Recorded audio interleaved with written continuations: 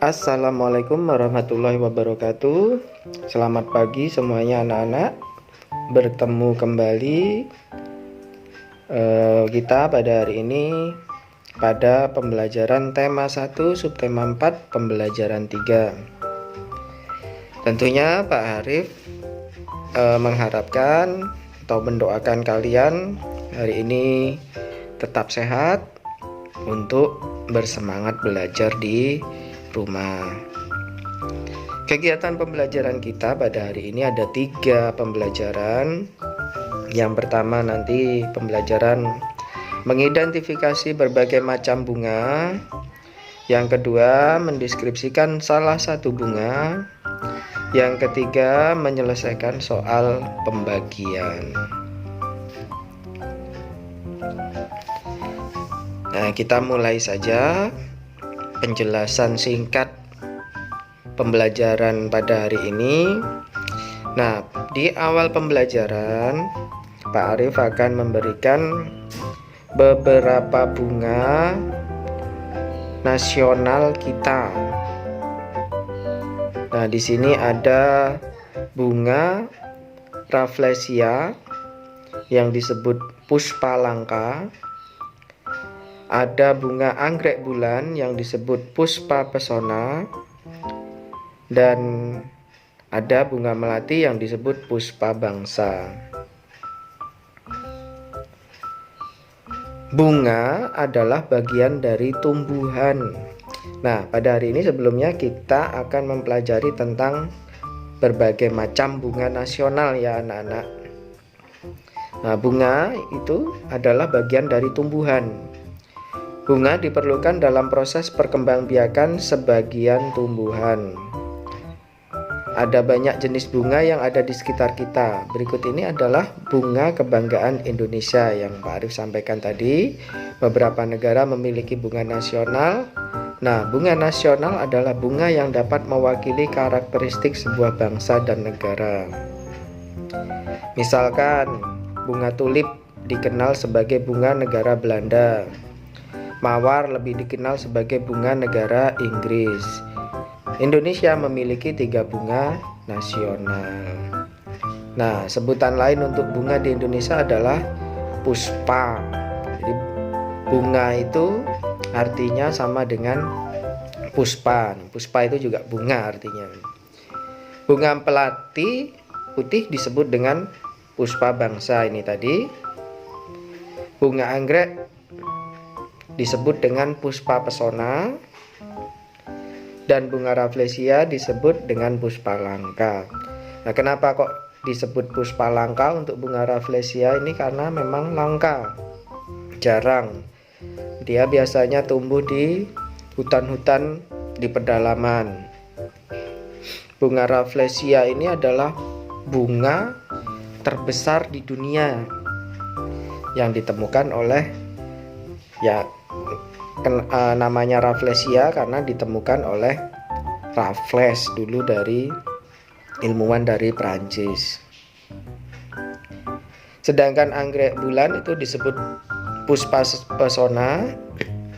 Itu karena bunga anggrek itu banyak variannya di Indonesia, dan kalau dilihat memang bagus.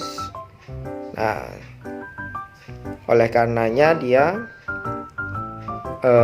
bisa menarik perhatian sehingga disebut dengan puspa pesona. Nah, untuk melati tadi sudah dijelaskan. Nah, melati karena warnanya putih melambangkan kesucian. Nah, maka dari itu bunga melati disebut dengan puspa bangsa.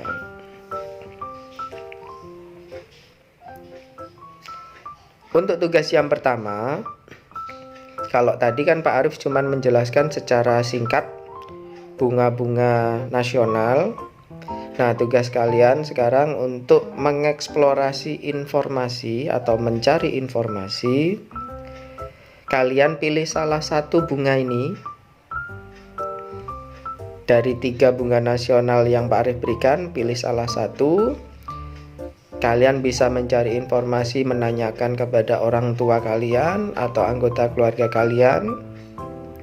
Siapa tahu ada yang di rumahnya memiliki bunga nasional seperti bunga anggrek atau bunga melati. Nah, kalian tanyakan informasinya tentang ciri-ciri bunga tersebut seperti apa. Kalau misalkan tidak ada, bisa kalian cari informasi di internet dengan memanfaatkan browser kalian, bisa dari Google, bisa dari Chrome, bisa dari Internet Explorer dan sebagainya. Cari, nanti diketikkan ciri-ciri Rafflesia, ciri-ciri bunga anggrek bulan, ciri-ciri bunga melati. Nah, seperti itu ya. Kalau sudah selesai nanti dikirimkan ke Pak Arif. Kalian tulis di buku terlebih dahulu. Nah, di pembelajaran kedua ini ada gambar. Ini sebenarnya adalah toko bunga yang familiar di Yogyakarta. Itu ada di daerah Kota Baru ya, ada toko-toko bunga. Nah, bunga memiliki banyak manfaat untuk kegiatan manusia. Jadi penjelasan yang kedua ini, kenapa kalian mempelajari bunga. Nah, ternyata bunga itu memiliki banyak manfaat untuk kegiatan manusia. Kebun dengan bunga yang berwarna-warni nampak lebih indah. Nah, sekarang kalian lihat ada banyak spot tempat wisata itu memanfaatkan bunga-bunga hias, dijadikan taman, dijadikan tempat selfie dimanapun, di pantai, di taman. Nah, itu dijadikan tempat tujuan wisata dengan memanfaatkan bunga-bunga yang dijejer berbaris. Jadi tamannya kelihatan indah. Nah, kalian bisa selfie di situ. Selain itu, hiasan bunga yang disimpan di vas bunga menambah cantik ruangan. Nah, manfaat yang kedua bisa mempercantik rumah kalian, ruangan. Bunga juga sering digunakan dalam kegiatan-kegiatan lainnya. Misalnya bunga melati digunakan untuk acara pernikahan. Ungkapan bela sungkawa pun terkadang menggunakan rangkaian bunga. Oleh karena banyak orang yang memerlukan bunga, maka ada pasar khusus yang menjual bunga. Nah, kalau di kota Yogyakarta itu ada di daerah Kota Baru. Nah, seperti ini gambarnya. Para petani menjual bunga ke pemasok bunga ke toko tersebut. Nanti toko tersebut merangkai bunga sesuai dengan pesanan yang diminta. Nah, ini dijual, ini mahal. Ada yang mahal. Nah, seperti itu. Nah, tugas yang kedua,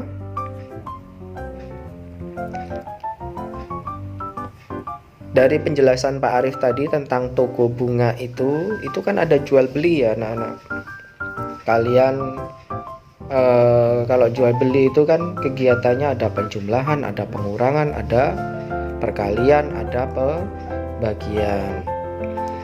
Khususnya dalam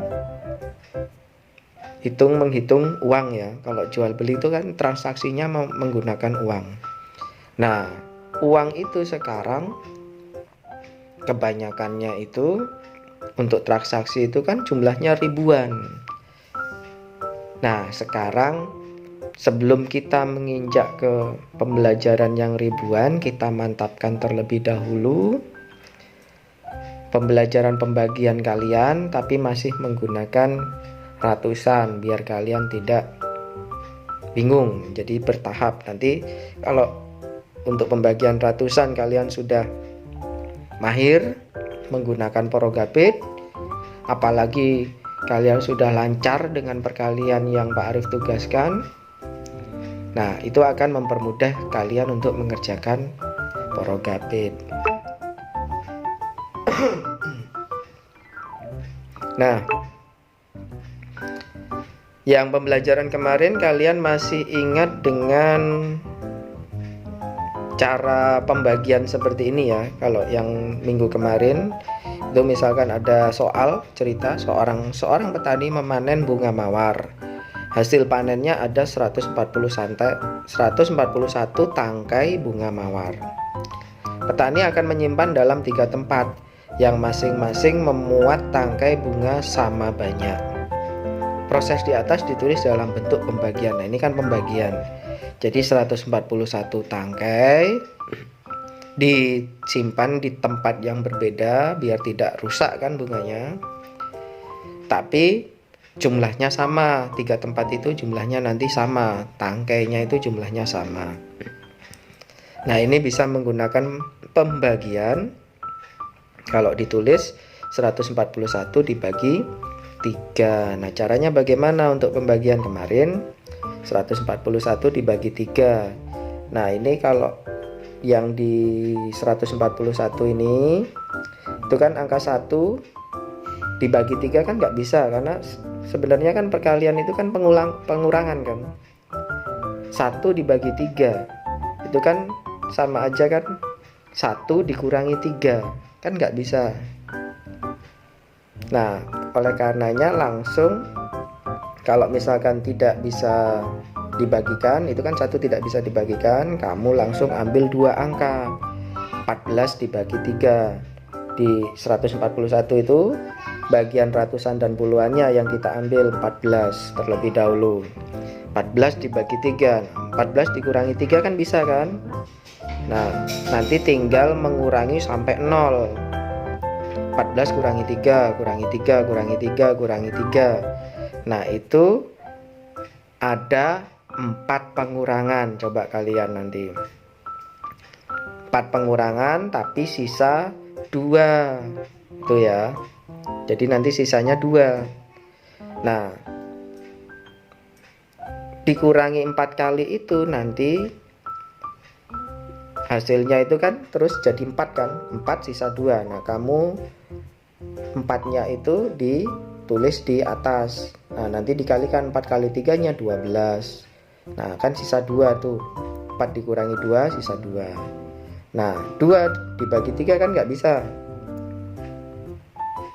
karena 2 dikurangi 3 itu kan nggak mungkin, minus nanti hasilnya. Nah, turun 1 ke bawah jadi 21. Nah, 21 dibagi 3 sekarang baru bisa. Nanti ini kan perkalian 3 kan sebenarnya. 21 dibagi 3 itu kata lainnya sama aja 3 dikali berapa, hasilnya 21. Nah, itu kan ada 7 kan. Nah, kalian tulis 7 kali 3 sama dengan 21. Nanti kalau dikurangi 21 dikurangi 21 sama dengan 0. Nah, seperti itu anak. Kemarin kalian sudah Pak Arif beri videonya juga kan.